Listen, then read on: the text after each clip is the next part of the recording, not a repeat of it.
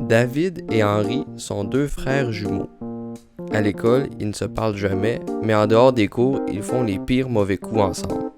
Un jour, ils marchaient à côté de la rail où était situé le train de Jean-Paul. Hey, avoue qu'on part le train pis qu'on se sauve? T'es sûr que c'est une bonne idée? Y a rien là, c'est rien de bien grave, là. Ben ok, si tu le dis. Ils décidèrent donc de mettre leur plan à exécution et de partir le train de Jean-Paul. Une fois leur mauvais coup fait, ils se sont sauvés. Une sensation de satisfaction s'est emparée d'eux après avoir fait ça, jusqu'à ce qu'ils croisent Jean-Paul. « Bonjour, ça va bien vous autres? »« Ouais, toi? »« Ouais, mais je suis stressé. Il faut que je fasse une des livraisons les plus importantes de toute ma carrière. Mettons que c'est pas le temps que mon train soit en panne. » Et il partit en vitesse pour faire sa livraison importante au plus vite. David et Henry ne pouvaient pas s'empêcher de rire. Hey, le petit cave, il pense que les livraisons c'est quelque chose d'important. La vraie chose importante, c'est d'avoir du fun. Il faut faire un autre coup comme ça. Et ils partirent ailleurs pour trouver un autre coup à faire. Ils passèrent devant chez Daniel et Chorogne. Les deux n'étaient pas là, mais Daniel avait laissé ses machines sans surveillance. Penses-tu la même chose que moi? Je pense que oui. Ils décidèrent donc de cacher toutes les machines de Daniel, qui avait aussi un chantier très important à faire.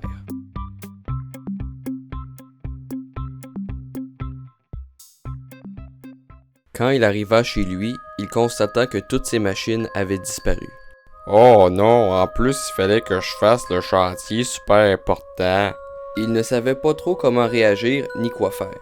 Mathieu, celui qui résout toutes les enquêtes du village, s'arrêta chez Daniel.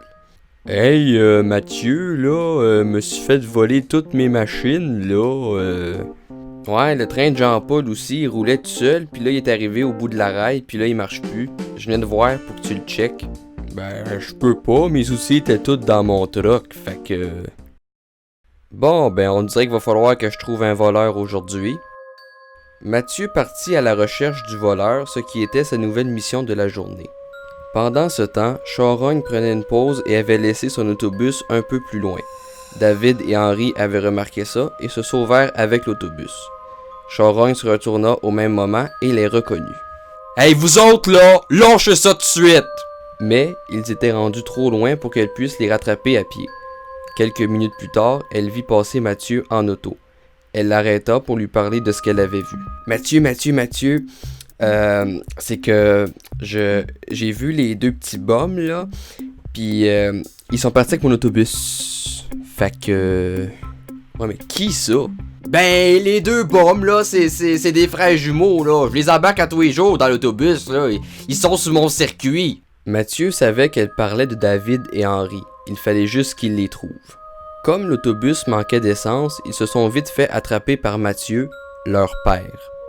Il leur donna chacun un coup de pied dans les gosses, les attacha à l'arrière de son char et repartit chez lui. Le lendemain, il fit consensus avec sa femme, ses fils et tous les gens impliqués dans leur mauvais coup de la veille. Ils ont décidé de les attacher sur la rail et de les frapper avec le train. C'était une punition très molle pour ce qu'ils ont fait.